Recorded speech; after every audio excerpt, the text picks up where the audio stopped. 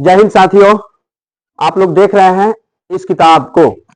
इस किताब का नाम है गणित और ये किस क्लास के गणित है तो 10th क्लास के हैं। तो आज मैं 10th क्लास के गणित पढ़ाने हैं और इसमें से एक टॉपिक है जिसका नाम है त्रिकोणमितीय अनुपात, जो काफी इंपॉर्टेंट टॉपिक है, चैप्टर है जो 10th क्लास में सबसे ज्यादा नंबर का पूछा जाता है। तो यदि आप भी 10th क्लास की तैयारी में लगे हुए हैं तो आप इस चैनल से जरूर जुड़ जाइए ताकि आपको सहायता मिल सके 10th क्लास की तैयारी करने में। तो चलिए आज आप लोग को मैं एक नया टॉपिक लेकर आया हूं जिसका नाम क्या है उसको पहले मैं लिख देता हूं। चलिए, कुछ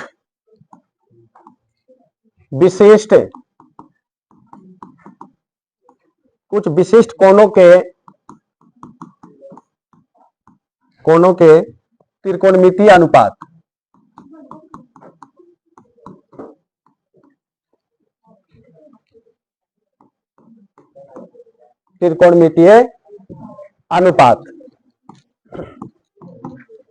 अब ध्यान रखना है, कुछ विशिष्ट कोण है जिसका त्रिकोणमितीय अनुपात हम लोग को क्या करना है, देखना है। अब विशिष्ट कोण में क्या है, विशिष्ट का मतलब होता है स्पेशल एंगल, यानी स्पेशल एंगल जो है वो एंगल कौन कौन से हैं ध्यान देना। पहला है 0 डिग्री, दूसरा है 30 डिग्री, तीसरा है 45 डिग्री, चौथा है 60 डिग्री और पांचवा है 90 डिग्री। यही 5 कोण जो है विशिष्ट एंगल है 10th क्लास के लिए, यानी विशिष्ट कोण है 10th क्लास के लिए। 5 कोण जो है यही है विशिष्ट कोण जो 10th क्लास में सबसे ज्यादा काम आता है। अब यहाँ पर ध्यान रखना है कि हम लोग इन कोणों के आधार पर त्रिकोणमितीय अनुपात निकालने को सीखेंगे। तो इन कोणों के आधार पर त्रिकोणमितीय अनुपात निकालने के लिए हम क्या करेंगे, सबसे पहले हम लोग जानेंगे। तो आप लोग जान लिए कि विशिष्ट कोण कौन कौन से हैं, 0 डिग्री, 30 डिग्री, 45 डिग्री, 60 डिग्री और 90 डिग्री। तो 0 डिग्री पर त्रिकोणमितीय अनुपात का मान कितना आता है, 30 डिग्री पर त्रिकोणमितीय अनुपात का मान कितना आता है, 45 डिग्री पर कितना होता है, 60 डिग्री पर और 90 डिग्री पर, सबका मान निकालकर हम लोग याद रखेंगे और जैसे क्वेश्चन में पूछा जाएगा उसी हिसाब से उसके मान को हम लोग रखेंगे। तो चलिए पहला क्वेश्चन यहां से बन के आएगा। 45 डिग्री के त्रिकोणमितीय अनुपात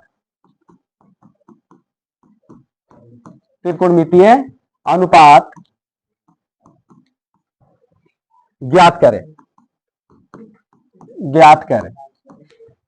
ध्यान देना है, पहला क्वेश्चन जो है 45 डिग्री के त्रिकोणमितीय अनुपात ज्ञात करें। ये आपके एग्जाम में 2 नंबर का भी पूछ सकता है और 2 नंबर में नहीं देगा तो 5 नंबर में भी पूछ सकता है क्वेश्चन। ये क्वेश्चन काफी इंपॉर्टेंट है, VBI है, बहुत बार क्वेश्चन को बोर्ड एग्जाम में रिपीट किया गया है। ठीक है, ध्यान रखना इसको कैसे हल किया जाएगा।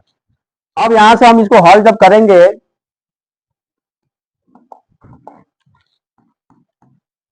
तो सबसे पहले हम लोग क्या करेंगे, एक समकोण त्रिभुज बनाएंगे। क्या करेंगे, समकोण त्रिभुज बनाएंगे और समकोण त्रिभुज बनाने के बाद इसका नामकरण करेंगे ABC। अब ध्यान देना है, यदि हम यहाँ 45 डिग्री का एंगल लिखेंगे, 45 डिग्री लिखेंगे तो यहां पर भी कितना होगा, 45 डिग्री होगा।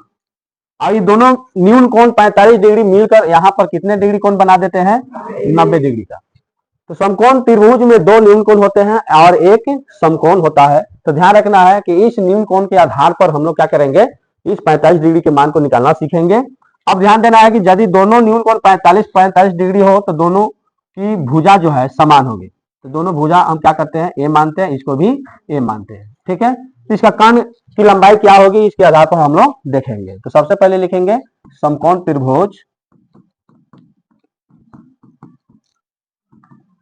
त्रिभुज ABC में। ठीक है, कोण B बराबर 90 डिग्री, कोण B बराबर 90 डिग्री और यहाँ AB भुजा AB की लंबाई कितना माना गया है, A लिखेंगे। BC भुजा की लंबाई कितना है, A। अब यहाँ हमको किस भुजा की लंबाई चाहिए, AC। तो AC भुजा की लंबाई हमको मालूम नहीं, यानी AC भुजा की लंबाई हमको मालूम नहीं है। अब यहाँ से हम लोग क्या करेंगे, समकोण त्रिभुज में बताया गया था कि कर्ण जब भी निकालना हो तो किसका फॉर्मूला प्रयोग करना है, पाइथागोरस प्रमेय का। किसका, पाइथागोरस प्रमेय का। तो यहाँ लिखेंगे अब पाइथागोरस प्रमेय से, क्या लिखेंगे, पाइथागोरस प्रमेय से। ठीक है, अब यहाँ हम AC जो है कर्ण है, तो AC इक्वल टू क्या हो जाएगा, रूट अंडर AB का स्क्वायर प्लस BC का स्क्वायर हो जाएगा। यानी कि कर्ण बराबर रूट अंडर लंब का स्क्वायर प्लस आधार का स्क्वायर। हम नामकरण में कर दिए हैं, ठीक है, इसलिए ऐसे लिखे हैं। उसके बाद हम लोग क्या करेंगे, अगला AC बराबर रूट अंडर AB का वैल्यू कितना A, तो A का स्क्वायर प्लस BC का वैल्यू A, तो A का स्क्वायर लिखेंगे।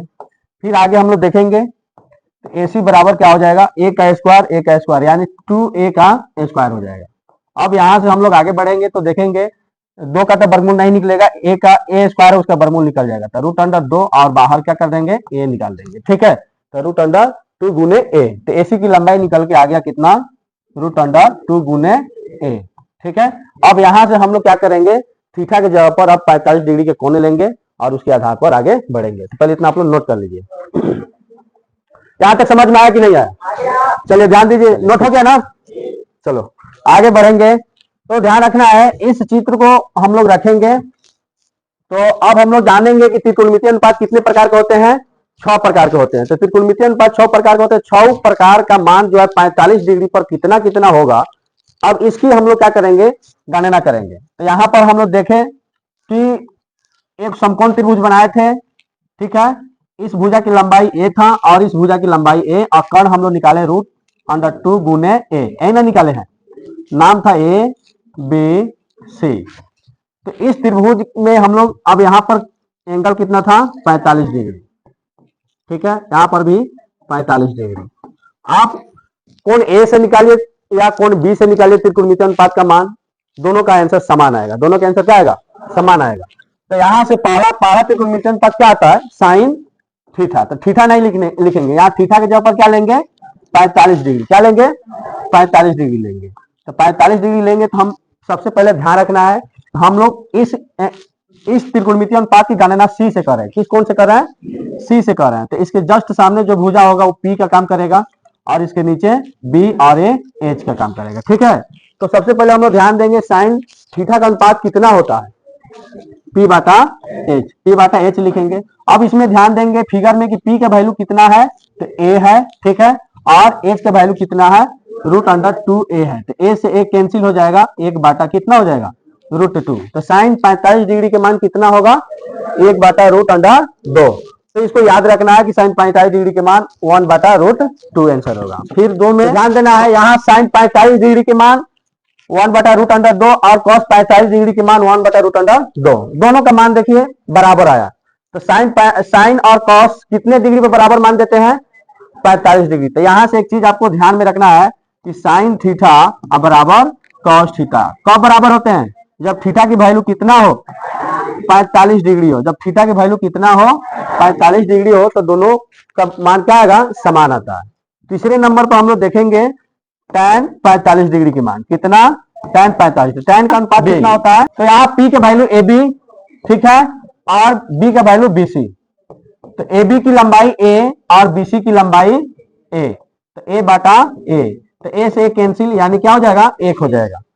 फिर हम 4 नंबर में देखेंगे cot 45 डिग्री, cot 45 डिग्री, तो cot का अनुपात B बाटा P, यानी BC बाटा AB, ठीक है, यानी A बाई A, यहां पर हम क्या लिखेंगे, A बाई A, तो A से कैंसिल यानी कि 1।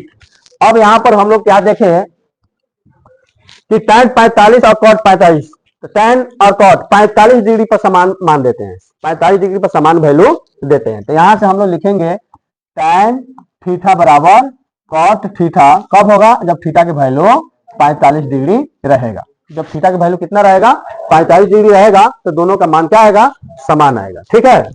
अब अगला हम लोग देखेंगे 5 नंबर में सेक 45 डिग्री, क्या देखेंगे, सेक 45। तो सेक का अनुपात क्या होता है, H बाटा B, क्या होता है, H बाटा B। तो H का वैल्यू यहाँ पर हम क्या लेंगे, रूट अंडर 2A अब बाटा A, तो A से A कैंसिल, क्या बच के आया, रूट अंडर 2। फिर 6ठा नंबर में हम लोग देखेंगे कॉसेक 45 डिग्री, कॉसेक 45 डिग्री, यानी H बाटा P, H का वैल्यू रूट अंडर 2A बाटा A, तो A से कैंसिल हो जाएगा, यानी कि रूट अंडर 2। तो देखिए सेक 45 डिग्री और कॉसेक 45 डिग्री, दोनों का वैल्यू क्या आया, समान आया, दोनों का वैल्यू समान आया। तो कितने डिग्री पे दोनों आदमी बराबर दिखते हैं, 45 डिग्री पर। ध्यान रखना है कि हम लिख देंगे सेक थीटा अब बराबर कॉसेक थीटा, ठीक है। तो कब एक दूसरे के बराबर होंगे, जब थीटा की वैल्यू कितना हो, 45 डिग्री हो। जब थीटा की वैल्यू 45 डिग्री होगा तो ये दोनों आदमी एक दूसरे क्या हो जाएंगे, समान मान देते हैं। तो ध्यान रखना है कि यहां से आपको याद क्या रखना है कि साइन पूछा जाएगा, साइन 45 डिग्री के मान बताइए तो आप कहिएगा 1/√2। फिर कॉस 45 डिग्री के मान बताइए तो 1/√2।